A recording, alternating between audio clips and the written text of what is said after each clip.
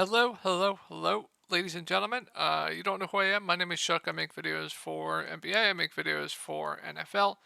All these videos they get posted on the subreddit right here. It's called DF Sports with one S. I make updates with all the news throughout the day. You can ask me questions, anything you need. This will be linked down below. And if you ever need to get a hold of me privately, you can get a hold of me here on Twitter. That'll be linked down below as well. All right, so let's get into my lineup from tonight, and we'll talk about my process throughout today's slate.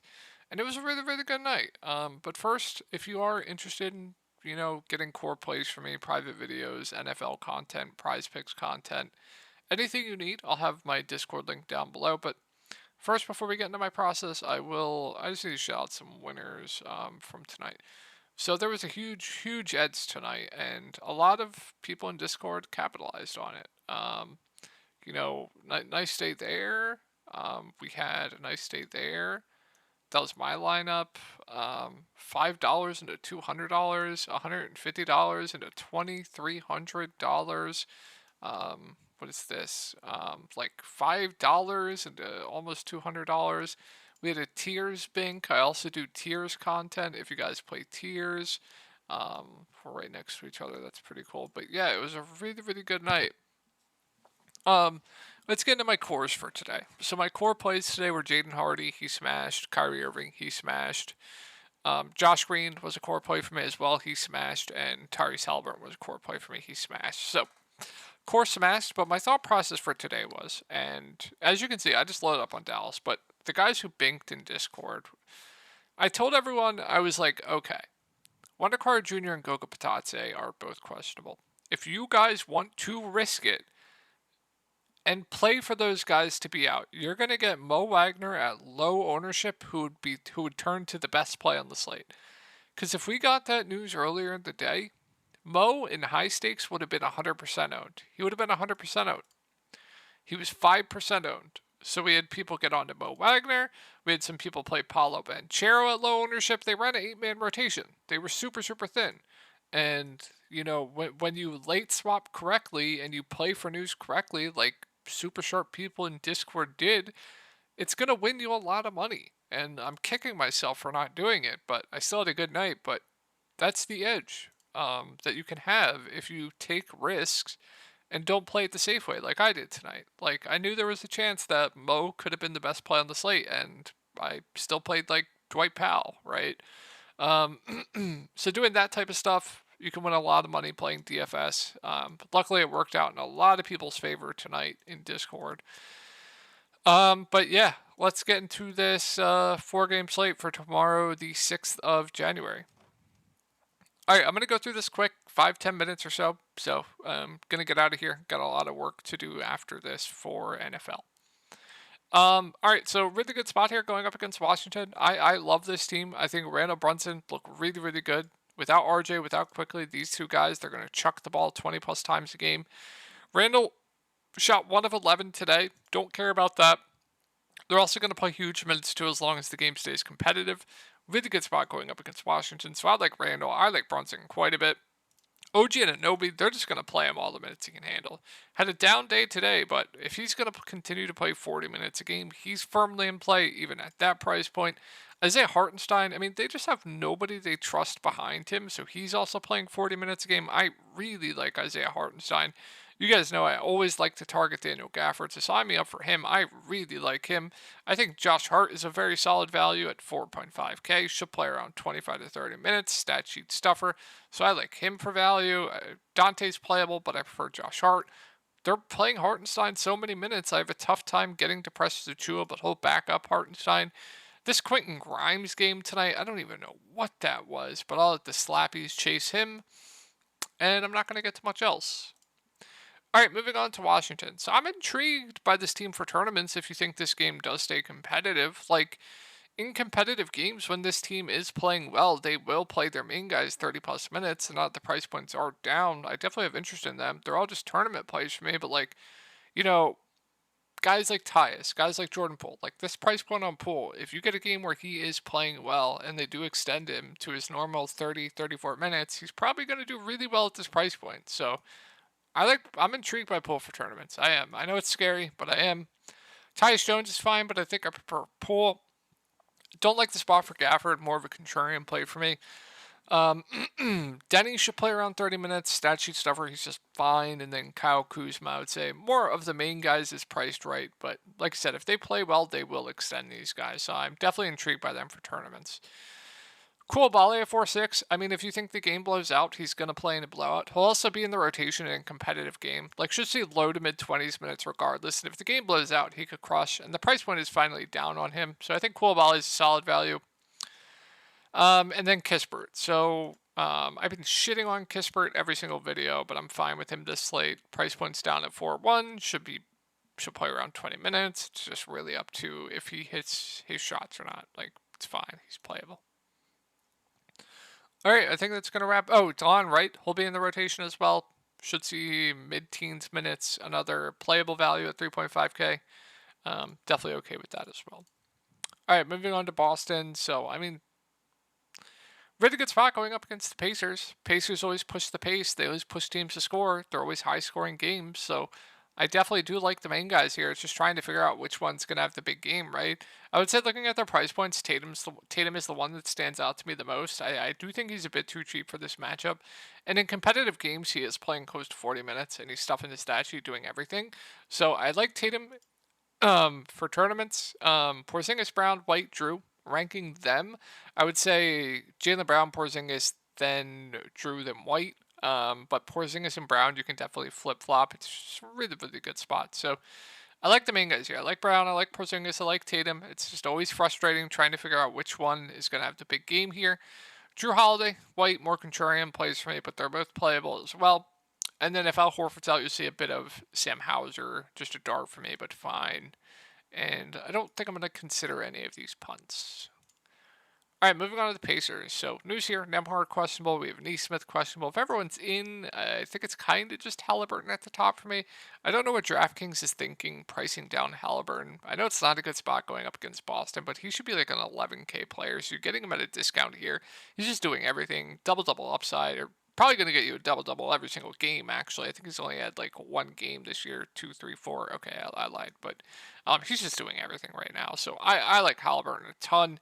I don't know why he's sub 10K. That just makes no sense to me.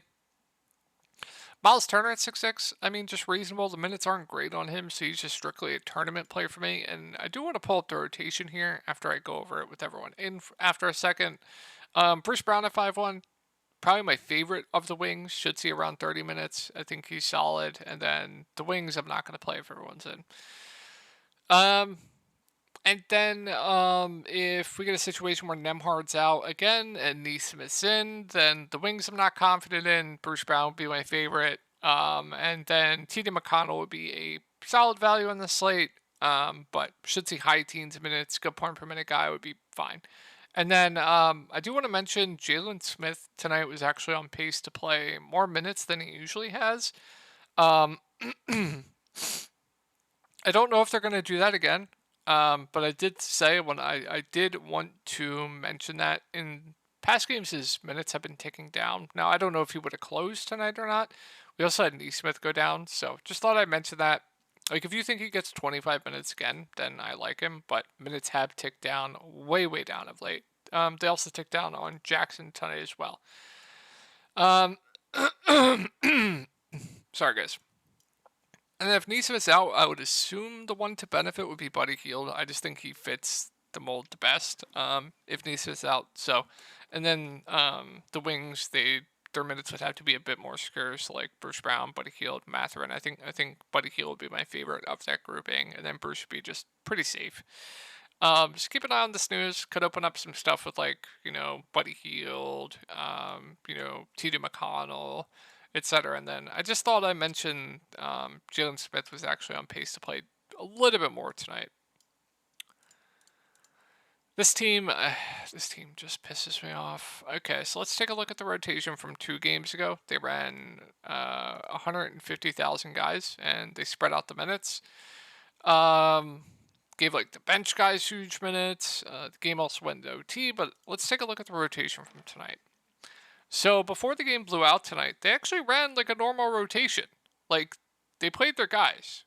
They played John Collins, they played Markkanen, they played Simone, they played Chris Dunn. Chris Dunn obviously got blowout. Sexton was playing some. They actually are playing like a normal rotation here. So I don't know if they're going to do that again, but this is what I will say. If we get like a normal rotation and their guys were going to play normal minutes, then I like John Collins at 4.8K. Simone is a guy that I definitely trust. Like, I think he's going to get around 30 regardless. I don't love the price point. Markkanen's like the only other guy I trust on this team. So I'm intrigued by tournaments. I don't like the spot though. But like, if we get a normal rotation from this team and you see like 25 to 30 minutes from a 4.8K like John Collins, if you see like 25 minutes from like a 4.4K Chris Dunn, then I'm going to like these guys for value. I just don't know if I can trust it. Like, they're just running absolutely wild rotations. Like, this is from the game prior. They were just splitting up the minutes between everyone, and this was the game tonight. They were running actually a decently normal rotation until the blowout.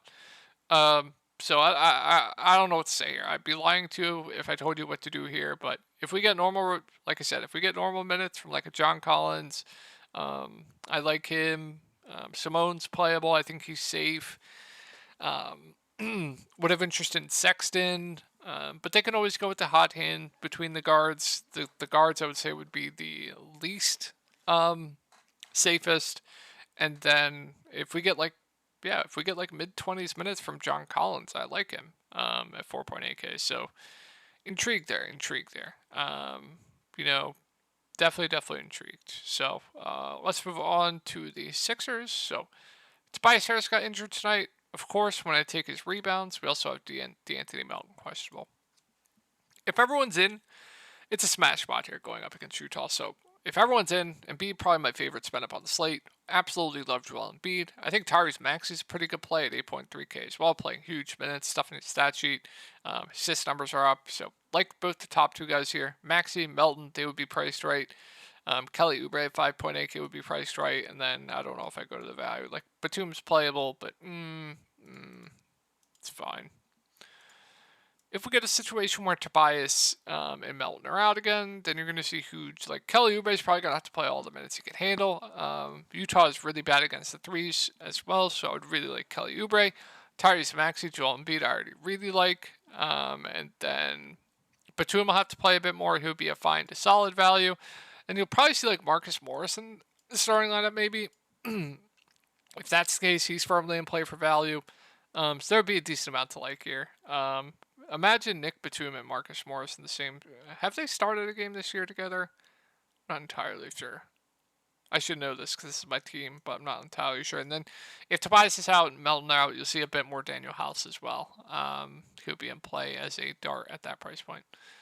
All right, moving on to the Bucks. Not a good spot here, but Giannis firmly in play. Playing huge minutes right now, so I have no issue if you want to play Giannis. Dame at 8.8, I would say is priced right. Middleton just didn't come back, only played the first half. I'd assume it's because of the Mikal Bridges situation that happened a couple weeks ago. They tried to avoid getting fined. I don't know if the Bucks actually got fined or not, but interested in Middleton, just very, very safe, assuming he goes back to his normal minutes. Brook Lopez is priced right. Bobby Portis at 5.9. Minutes haven't been great, hard to playable, but does have a ceiling, but I'm not going to prioritize him. Malik Beasley, they're going with the hot hand. Very risky, but does have a ceiling if he's hitting shots. And then you're going to see a bit of like Pat Connaughton, Marjon Beauchamp. I'd prefer Pat Connaughton to Marjon. And then Pat Connaughton did start the second half last game for Middleton, but he'll go back to his like normal 15 to 20 minutes, fair value. All right, moving on to Houston. So keep an eye on Eason. We'll also keep an eye on Dillon Brooks. I would expect Dillon Brooks not to play here. So assuming both guys are out, Jason Tate has been god awful. He has been awful. But if they're both out, you can go there. It's fine for value. Amen Thompson's been in the rotation, playing around 20 minutes, a reasonable value. And then it's a really, really good spot for Fred VanVleet. If nobody's going to play Fred VanVleet tomorrow, I do like him a ton for tournaments. Going to play 40 minutes in a competitive game. It's a really, really good spot as well. I have a feeling he'll be low in tomorrow. Sengun solid as well. You guys know I always like playing Alfred Sengun. And then if Tari Eason's out, I do like Jabari Smith. So without Tari Eason, Jabari Smith's going to play close to 40 minutes. He gets a huge bump with no Tari Eason because they don't like to play Tari and Jabari together much. So they don't really have any other options, right? So like Jabari's going to play a ton. So if Eason's out, I do like Jabari. If Eason's in, they're probably going to keep him on his like 25-ish minutes limit, which is more of a contrarian play for me. And then I think that's it. So yeah, this is a tough slate. It's going to come down to what you think happens with the Utah rotation. Because as you can see here, completely different. They change it up every single day. They actually ran like a relatively normal rotation tonight. So yeah, gonna be tough. But hope you guys had a good night tonight, and I'll talk to y'all in the next one.